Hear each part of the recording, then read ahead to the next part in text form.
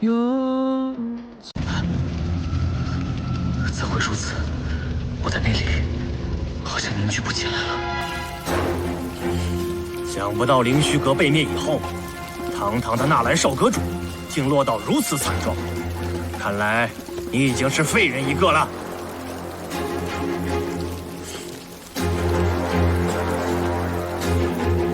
既然我已经是个废人了，那你杀我岂不是更容易了？来啊！好，我成全你，受死吧！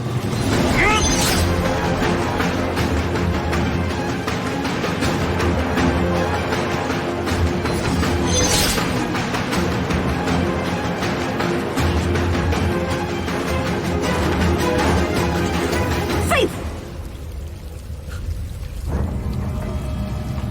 我说过，只给你3招的机会，还不快滚！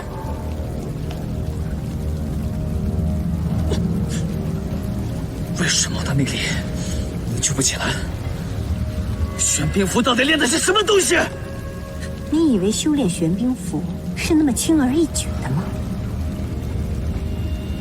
赤华珠在你体内，这个毒虫便会以你为宿主。一旦开始修炼玄冰符，你就会失去原本所有的内力。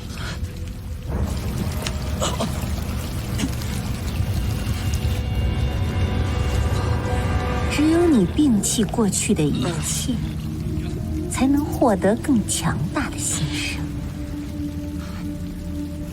就如同凤凰涅槃。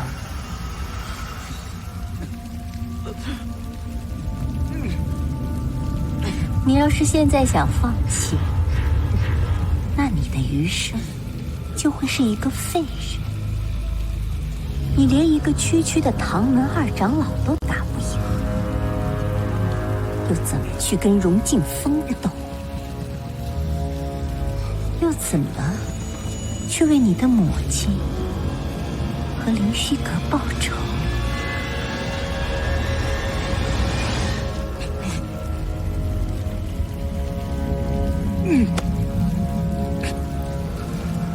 若想要复仇，接下来只有忍这一条路。你可要想清楚，这往后还会更加痛苦。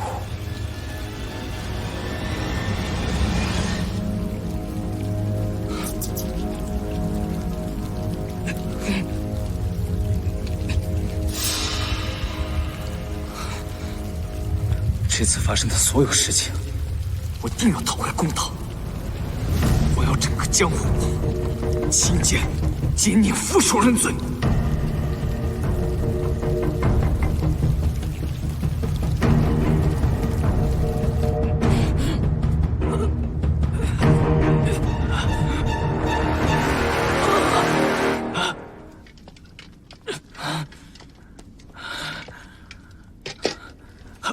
纳兰哥哥，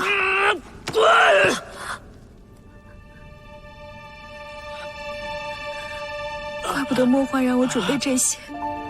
若是你今晚的烧不退，定会留下病根，后患无穷。纳兰哥哥，那日你走后，荣华姐姐特别惦记你。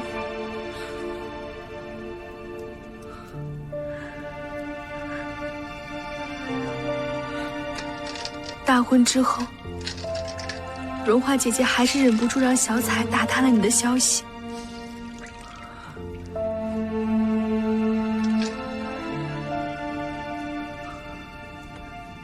她还将视如珍宝的这个交给了我，说若是有个万一，还能留个念想。自从与你重逢后，一直没有找到合适的机会，将这个簪子交给你。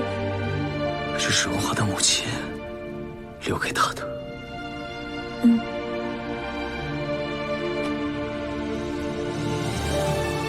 纳兰哥哥，无论以后怎样，我坚信，在荣华姐姐心中，你都是他唯一所爱，所以就算是为了他，我希望你也能熬过这一切。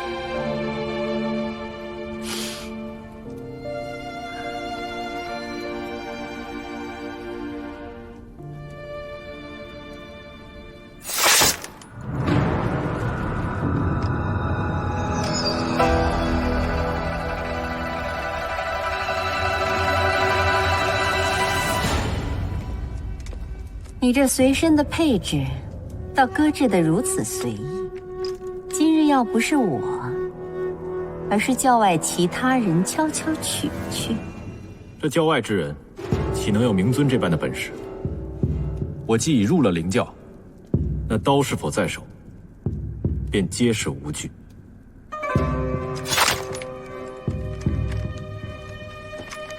你可真是气定神闲啊！比起纳兰月，倒是要沉稳许多呀。我所受之苦，未及阿月1/10，又有什么资格在此哀动伤神？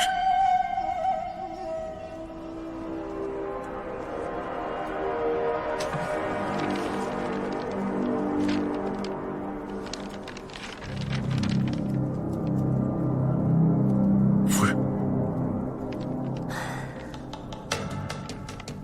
我原本一直以为若寒是最像我的徒弟，但我万万没想到，最像我的竟然是荣敬风。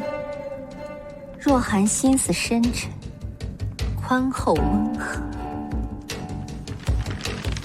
他自小装出来的冷酷果断，只是因为没有遇上对的那个人。但是纳兰熙的出现，就彻底改变了这一切。禀明尊，灵虚阁涵洞中移植过来的赤焰莲已成活，毒虫较为活跃，眼下只等化期。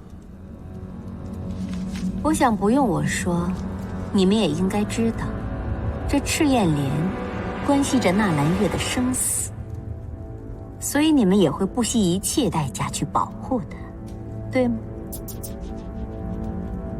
否则，若寒在九泉之下，也是难安的。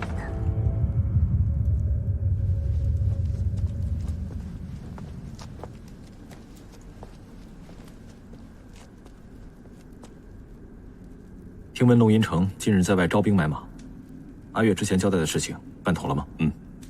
我安排的人已进了病死堂，传消息说荣素与梅英一直暗中较量，而病死堂已近遗嘱之日。那些人都处理掉了吗？留了个传话的，其他的都已杀尽，算时消息应该传回。好，我们灵虚阁复仇之计已然迈出第一步了。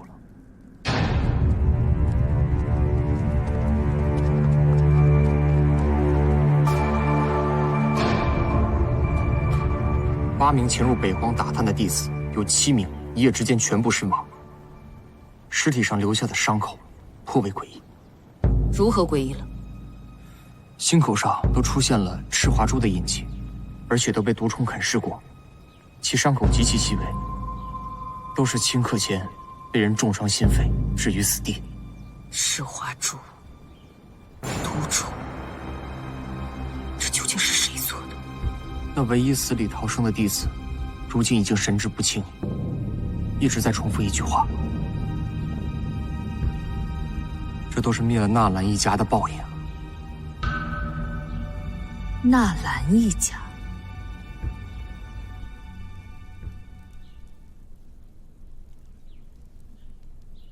你的毒素已入心脉，如果像你这样，每日只服些汤药，情况是不会有改观的。毒素会越来越侵入你的机体，只会每况愈下。若说要完全医治，恐怕还得把白薇芝找回来啊。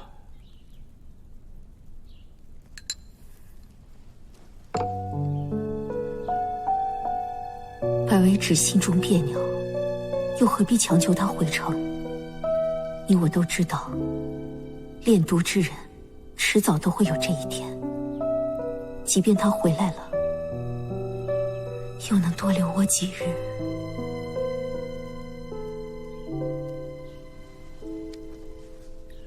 好吧，就依你。这几日可有花儿的消息？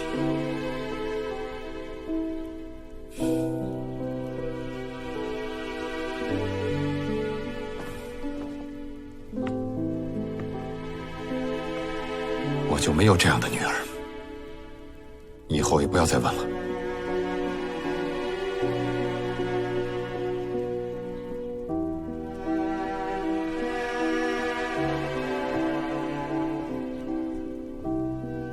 紫嫣离世前，唯有一愿，还请城主大人。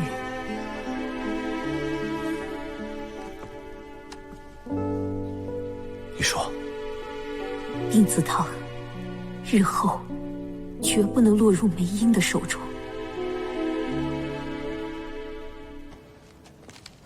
这些都是解毒的药材，没想到你竟然也会用上这些。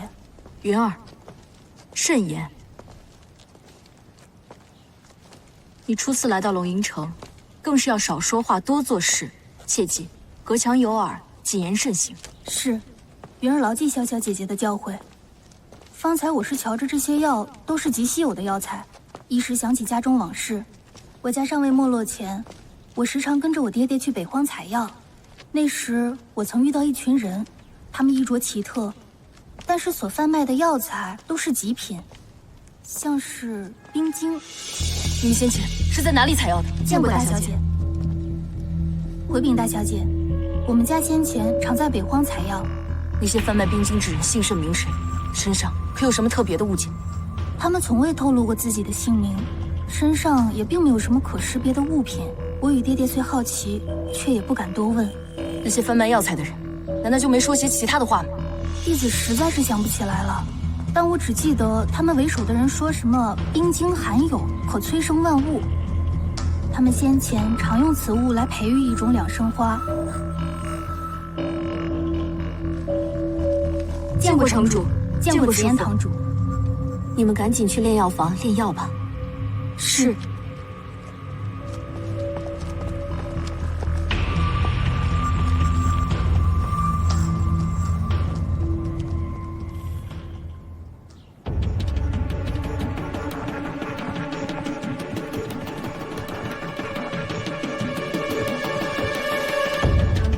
好了，索尔，你说说情况吧。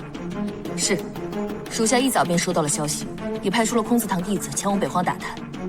却不想，弟子们都遭受了虐杀，死状各异。由此看来，纳兰一家一直在暗中活动，只怕是已筹谋了许多年。属下请命亲赴北荒调查此事，正好凌教也在那边，可以顺带一查。凌虚阁被灭后，莫幻与凌教皆无半点动静，难道城主就不曾对此起疑吗？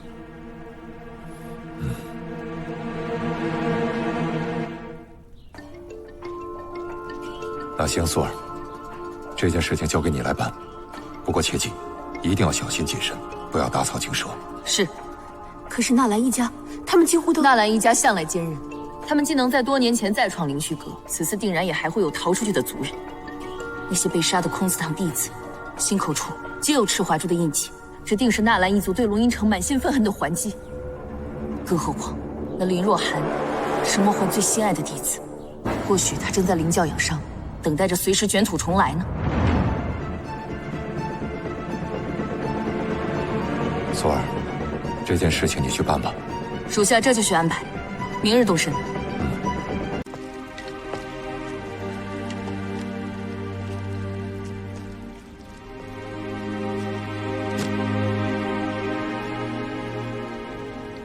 娘，孩儿不孝，到如今才来祭奠你。您放心，凌虚阁的冤屈，我定会一应洗刷。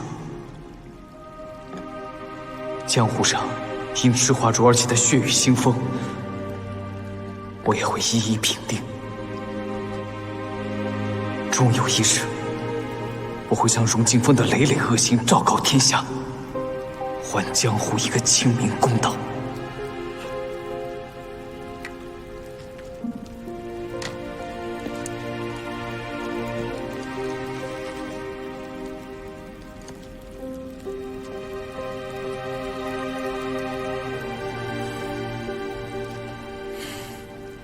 娘，我这次回来，就是要庆祝梅英，我要让她为她做的事情付出代价。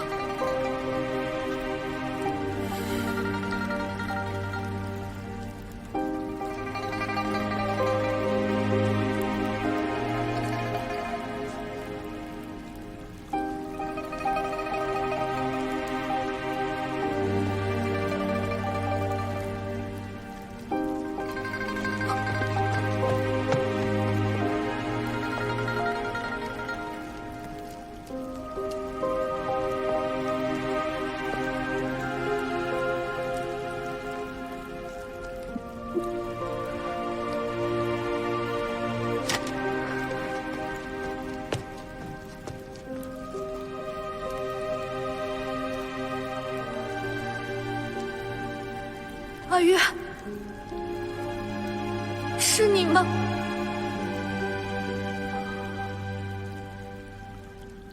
阿月，我就知道你还活着，我就知道我一定能找到你。阿月，你出来了。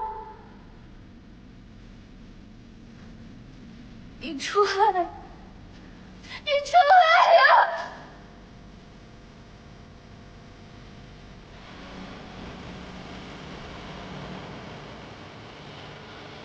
哎呦，我是你的妻子啊！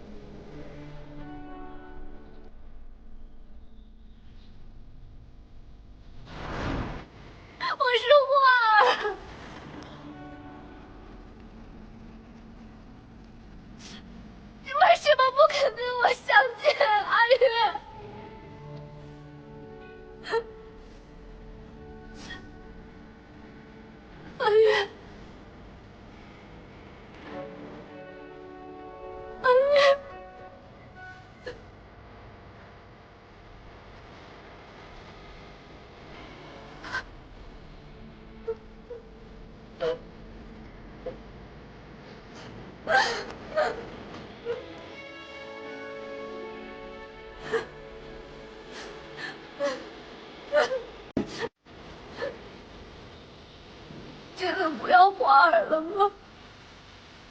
你真的不要我们吗？我是你的小徒孙啊！我是如花，我是如花。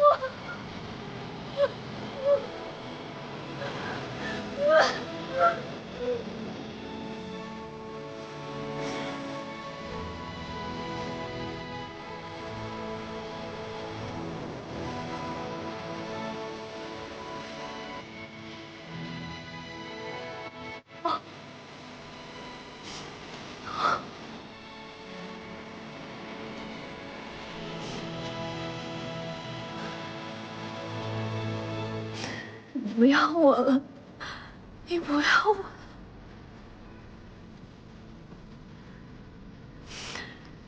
我也累了，我真的累了。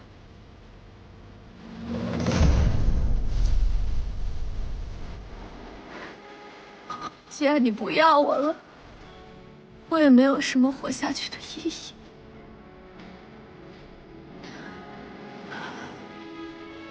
再见了，阿月。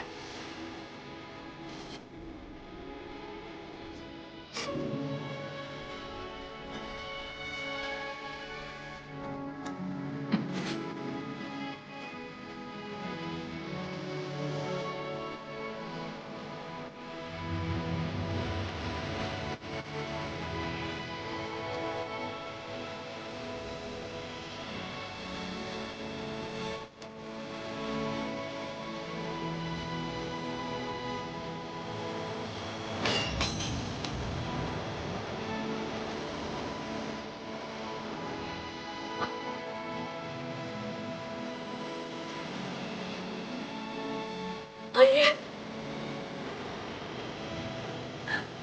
阿月，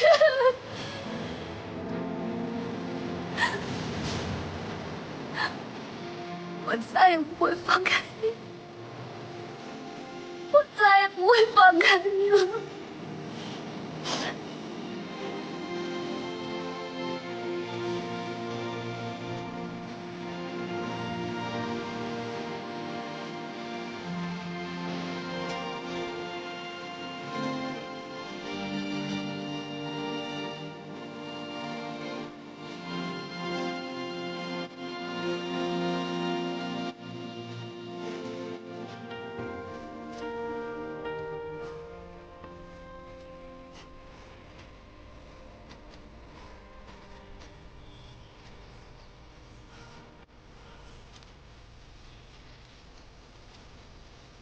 我知道你在想什么。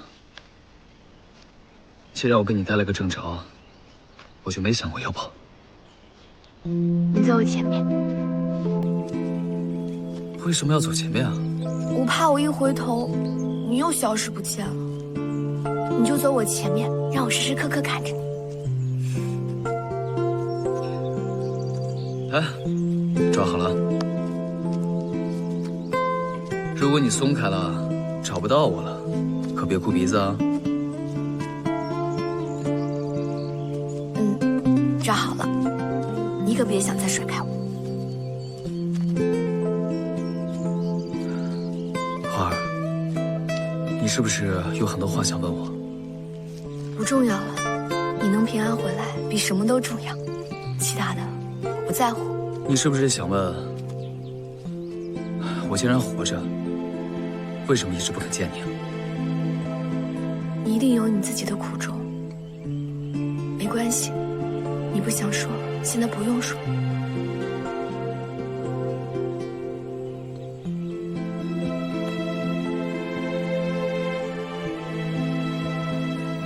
纳兰月，怎么了？我不敢相信这一切是真的。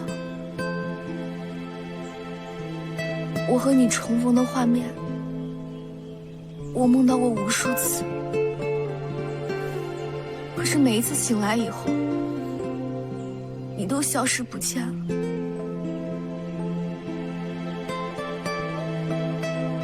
我多希望你一直在我身边。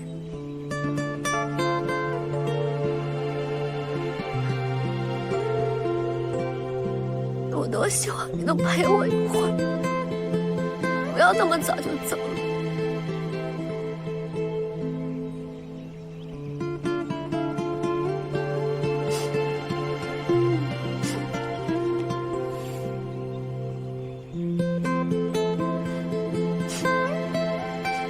不过现在好了，你又回来了。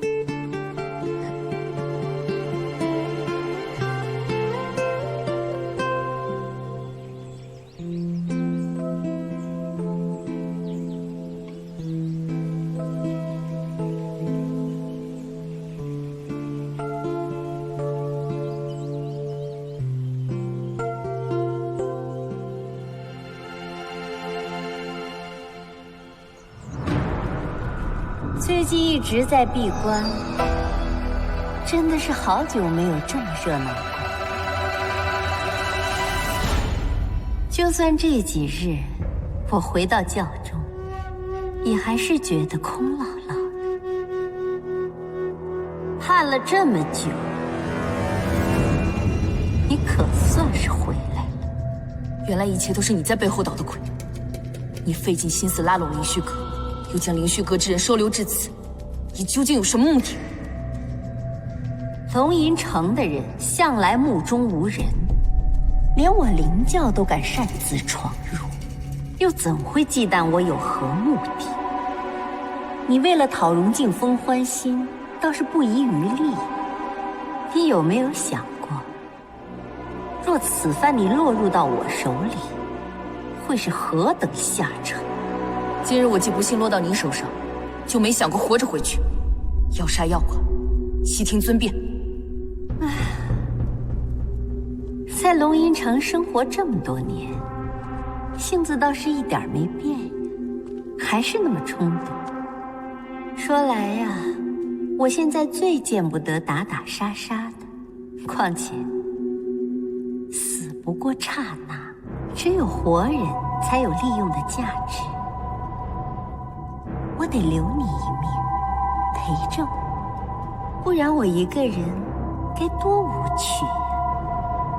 你究竟想怎么样？若你想与龙吟城为敌，你现在大可给我一个痛快！哼！我说你爹怎么会偏爱你那个不争气的妹妹？就你这般倔强的性子，怎么会讨她欢心？不管你做多少，牺牲多少，也永远得不到她的重用。这么多年来，过去的经历一直在我心中挥之不去。不管我如何努力表现，城主始终对我心存芥蒂。莫欢，这一切都是拜你所赐。今天就算你不出手，我也要替过去的自己报仇。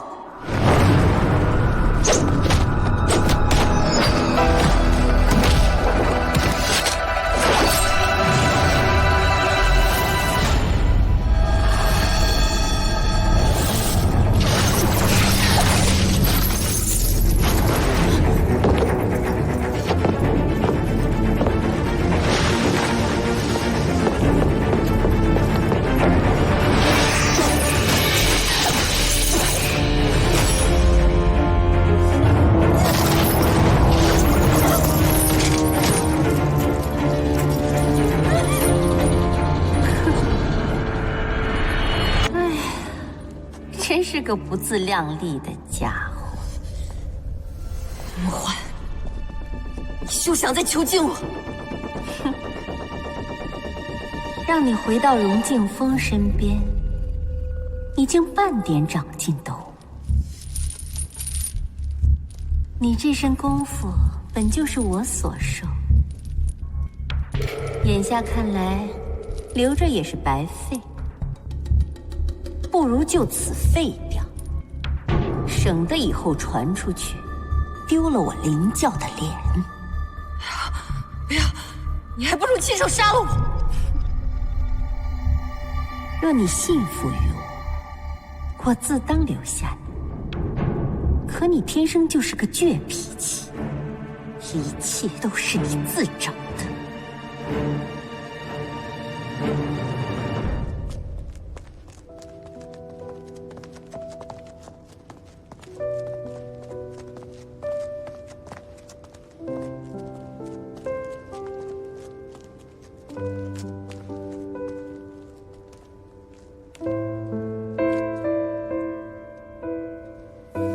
若是担心，就应该寸步不离。明知他在圣殿处，你在这儿瞎晃手。谁说我担心了？再说了，明尊定不会要他性命，他只是拿他对付龙吟城。那是你不够了解明尊。没错，荣素的确不会死，但是他会生不如死。那都是他自找的。我看这是你自找的。口是心非，死要面子。方才弟子来报，说玄烨正带着龙吟城弟子企图攻入我灵教，此刻正在入口处徘徊。我正想将此事禀报给明尊。我呢，正好还有其他事情要处理，就劳烦你通报一声吧。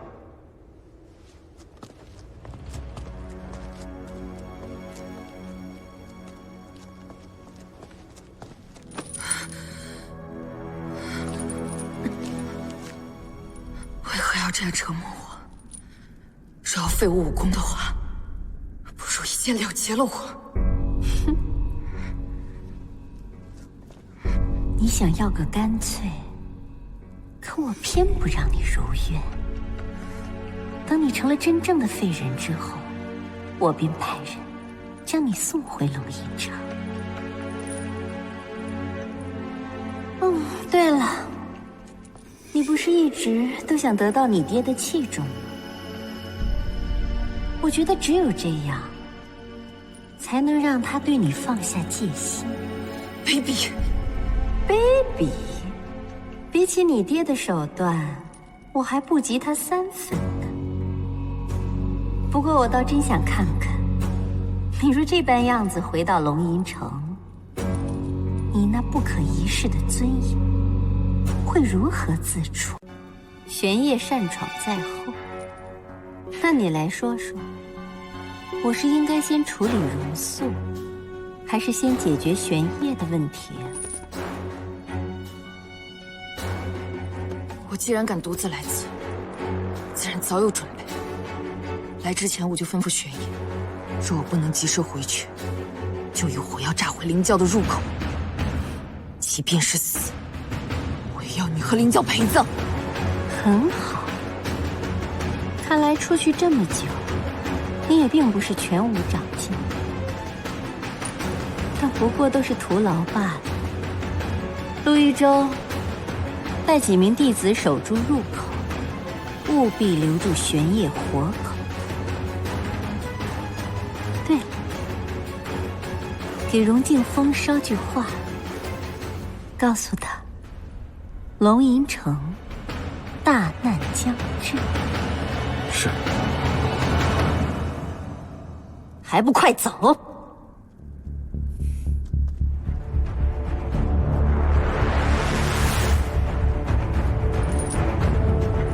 来人，把这丫头给我压下去。是。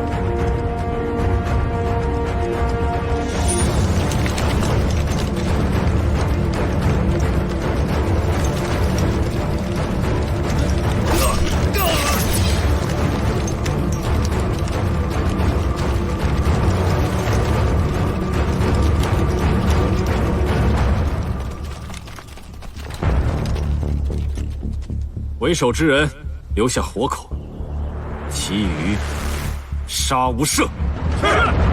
看来灵虚阁还有漏网之鱼。我们灵虚阁可不会任人宰割。今日就是你们龙吟城血债血偿的开始。我奉劝你，还是赶紧告诉我堂主在哪儿，否则如何？嗯？你打算将此地夷为平地是吗？你们堂主有此计划，便就是做好了同归于尽的打算，不是吗？他早知道自己逃不过莫幻的手掌心。你们究竟想怎么样？你放心，莫幻定不会要他性命，你也别再做无谓的挣扎。对了，附近的火药我已经派人通通都移除了，今日除了你，谁都别想给我活着离开。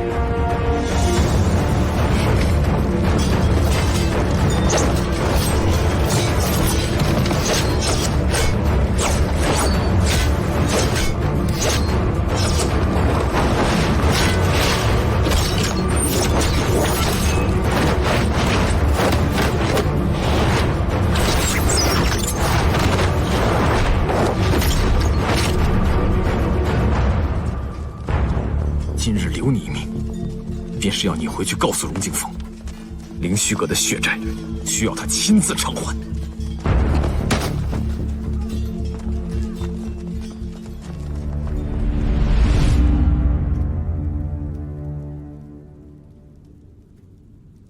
以往，但凡你听到莫幻的消息，定会心神不宁。此番落入灵教，没想到这么平心静气。你与以往大有不同。难道大师尊就一如往常不曾变过？你特意前来，就是为了看我笑话的吗？那恐怕要让你失望了。我既不会哭天喊地的求饶，也不会让龙吟城退让半分。你们龙吟城之人还真是心安理得，明明是为恶之人，眼下却这般义正言辞，如此颠倒是非。难道你们的心就不会内疚、心虚吗？你不就是想替灵虚阁报仇吗？眼下我已是阶下之囚，你大可以直接动手，又何必多费唇舌？不错，莫幻说的不错，死只不过是一时，唯有活着，那才是无尽的痛苦。你们的心就如同这里一般黑暗，你就好好在这享受这种恐惧吧。这儿本来就是我长大的地方，或许恐惧早已在我生命之中扎根，可是平静了反而不习惯。这些锁链，本就是莫欢为了囚禁我而特意打制。小时候我心中不服，一心想要挣脱束缚逃离此处，却生生被勒断了2根肋骨。或许此处的恐惧对我而言早已习以为常。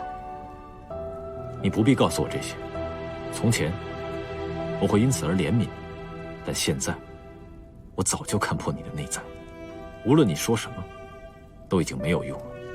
哦，对了，此番与你同来的龙吟城弟子已悉数被灭，唯有玄烨，我留他活口便是为了跟荣敬风报信。我要让你们龙吟城知道，现在只是个开始。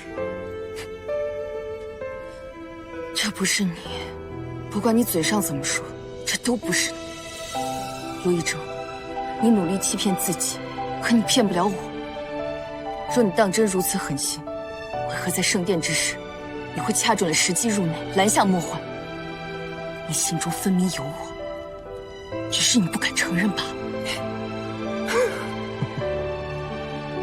荣素，你未免太高估你自己了吧？试问哪一天，我亲手捣毁龙吟城，杀死你父亲，更下令一个活口都不留，敢问你还会有半分的留恋？甚好，既然如此，那就劳烦你亲自动手，省得我落到别人手中，也沉了莫欢的心。难道你以为我不敢？我就是赌你不敢。好，3日后圣殿上，我会亲自断你经脉，废你武功，届时再让灵教弟子将你双手送回龙吟城。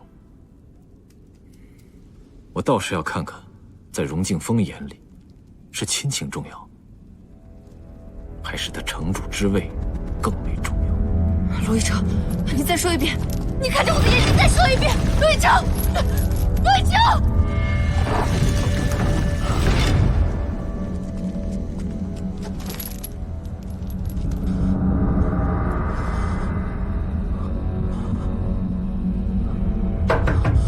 谁？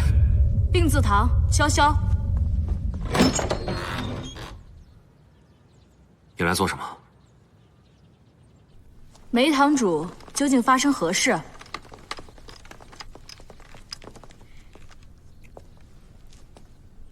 此番我带生子堂弟子前往灵虚阁彻查，却遭到了埋伏。依我之见，灵虚阁尚有活口，正伺机反扑。梅堂主伤在何处？生子堂的弟子现在何处呢？我不是已经说了吗？我们遭到了埋伏，生子堂弟子无一生还。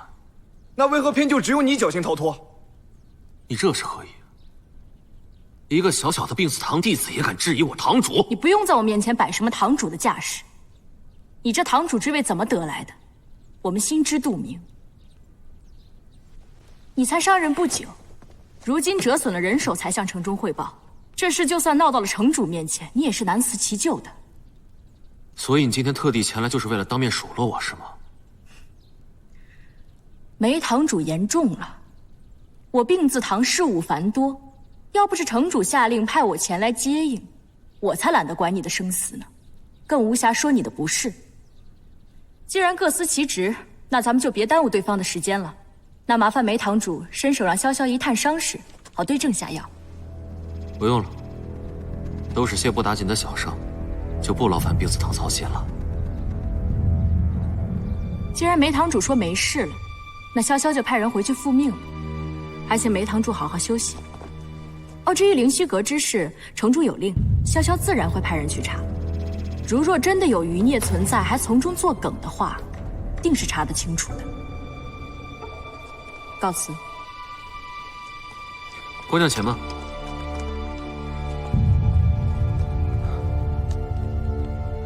虽说梅某此番并无大碍，但是也劳烦姑娘特意跑了一趟，梅某在此谢过了。